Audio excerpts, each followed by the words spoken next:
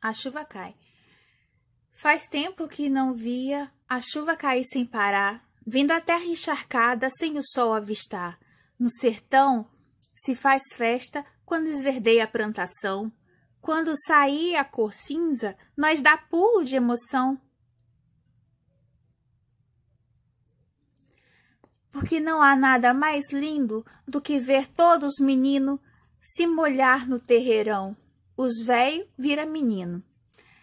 Naquela grande diversão, hoje assim que me sinto, então pra chuva partindo, pulando, correndo e rindo, agradecendo e me divertindo, porque fazia tempo que aqui não tinha a chuva para molhar o chão. Esse é um poema de cordel infantil e o autor é Ezequiel Fernando. Bom, pessoal, a literatura de cordel, ela é característica de uma determinada região do Brasil nos dias atuais, mas nem sempre foi assim. A literatura de cordel, ela veio de um outro país, aquele que nos colonizou, e ficou aqui enraizado como parte da nossa construção. E esse é o tema da aula de hoje. Então, a pergunta que eu faço primeiro é: o que é a literatura de cordel? E aí você pode me dizer que ela é um tipo de literatura popular, oral e improvisada. Oral por quê? Porque ela é falada, ela é criada o ponto de partida dela é a fala. Então, eu quero contar uma história para alguém que eu conheço, para o meu familiar. E aí eu quero contar isso de um jeito engraçado e de um jeito ritmado, cheio de rima. Esse é o ponto de partida que cria a literatura de cordel.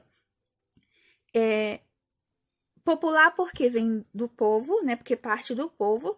E improvisada porque não é uma coisa que é extremamente pensada. Eu vou usar essa palavra para rimar com aquela. Não. Na fala, ele vai usando o vocabulário que ele tem, que é comum dele, para que essa literatura fique do jeito que ele deseja. Deixa eu tentar virar aqui um pouquinho a câmera, que eu vou colocar alguns registros. Eu não vou ler para vocês esse texto, tá? Porque vocês têm eles aí em mão, mas eu fiz algumas pontuações que eu queria que vocês prestassem atenção. Ver se eu consigo assim. Aí. Então, de onde veio a literatura de cordel? Ela veio de Portugal e chegou no Brasil no século XV 3 pauzinho, que é o que é isso mesmo? Numeral romano, né? O X é 10, o pauzinho é 5. Aliás, o V é 5 e cada pauzinho vale 1. Então, é 10 mais 5 mais 3. Então, 18. É uma aulinha de matemática no meio desse português, tudo bem. Então, vamos lá. Essa poesia também, ela era impressa em folhetos. E esses folhetos, eles eram ilustrados com xilogravuras. Então, mais ou menos desenho feito com madeira e tinta. Lógico, esse daqui é de uma novela que teve na Rede Globo há uns anos atrás, então ele tá bem bonitinho. Mas a xilogravura era um desenho que lembrava bastante esse. Bastante também aquele que eu mostrei lá no poema da chuva. Tá vendo? Ele mais ou menos só faz o contorno e deixa essa marca. Esses bonequinhos aí, eles são esculpidos na madeira, né? E aí mergulha na tinta e aí consegue fazer o desenho. Em Portugal, que é o país de origem, lembra que eu falei que veio de um outro país que nos colonizou? O país que nos colonizou, Portugal, isso aí. Em Portugal, esses folhetos, eles eram pendurados em cordas. Tipo assim, ó. Tinha um varal, e aí pendurava nesse varal os panfletinhos aí, onde essas poesias orais eram impressas. Daí era vendida para outras pessoas, né? Para as pessoas que queriam ler. Tem que pensar que nem sempre as pessoas gostaram de ler. Hoje em dia tem gente que é assim, né? Que não gosta de ler. Não sei quem, não. Eu espero, não tenho certeza que nessa turma não tem ninguém que não gosta de ler. Mas antigamente tinha gente que tinha preguiça. E aí, a poesia de cordel, ela resolvia um pouco desse problema. Por quê? Porque ela era uma poesia rápida e ela era fluente. Por quê? Eu conseguia ler a poesia de cordel rápido e sem me preocupar muito com o que o poeta dizia, porque ele usava justamente aquela linguagem que o povo usava, né? A linguagem da poesia de cordel é a linguagem do povo. Por isso aqui embaixo eu coloco, a linguagem é popular. E lá em cima também eu falo que a poesia é popular. A fala é informal. Então, se fosse aqui em Piúma, uma literatura de cordel, por exemplo, poderia ter o raio, o pouco, que são marcas da nossa fala, né? Tá doido, né? Tudo isso teria aqui numa literatura de cordel produzida por um piumense, provavelmente, né? Mas, professora, que jeito preconceituoso de falar. Não, ué. Não é preconceituoso. Eu só estou dizendo que a fala, ela tem características que acompanham determinadas regiões. Naquele poema que tem aí no texto, você vai perceber que é uma fala mais comum do interior, do caipira, né, do interior, porque ela é ambientada no Nordeste, ela é uma construção de um grande poeta, um grande nome do cordel brasileiro, que chama Patativa de Assaré.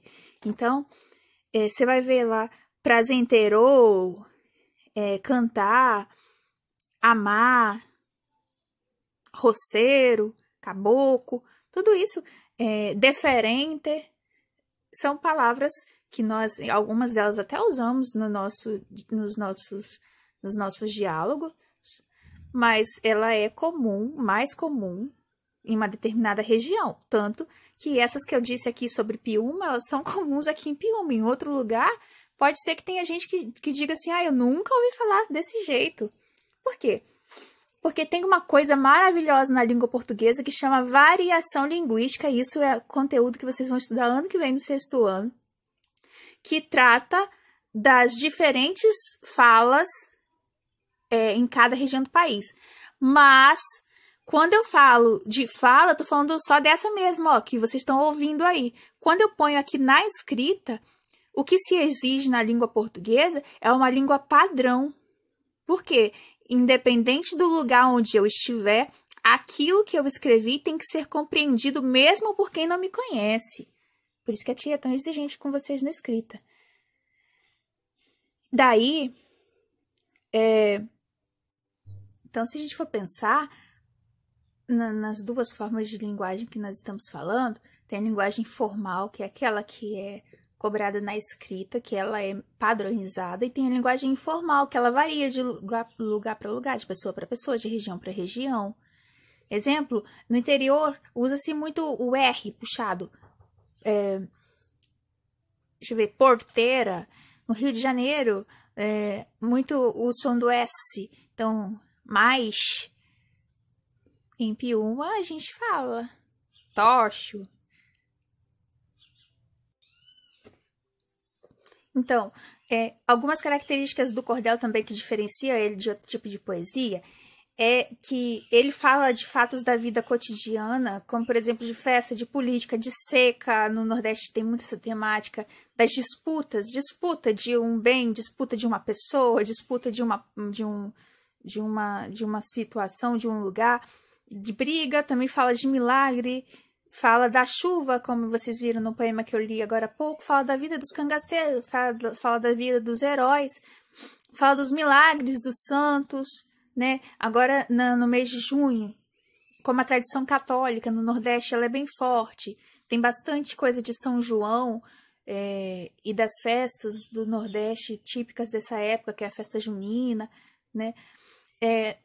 Uma outra característica, ela tem bastante o ritmo bem marcado, os versos são melodiosos, eles são cadenciados, então, no jeito de falar, já o poeta, o cordelista, ele já vai pensando na próxima palavra para que encaixe. Na Globo passa sempre no programa da Fátima Bernardes, eu não assisto, mas depois eu vejo os vídeos dele, que é o Braulio Rosa, que é um cordelista bem famoso atualmente, você pode pesquisar alguma coisa a respeito dele.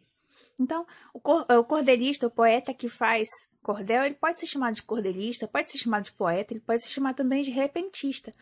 que é ele que faz essa poesia na hora. Você dá um tema, ou ele pensa no tema, e ele vai e cria versos e rimas com uma certa musicalidade.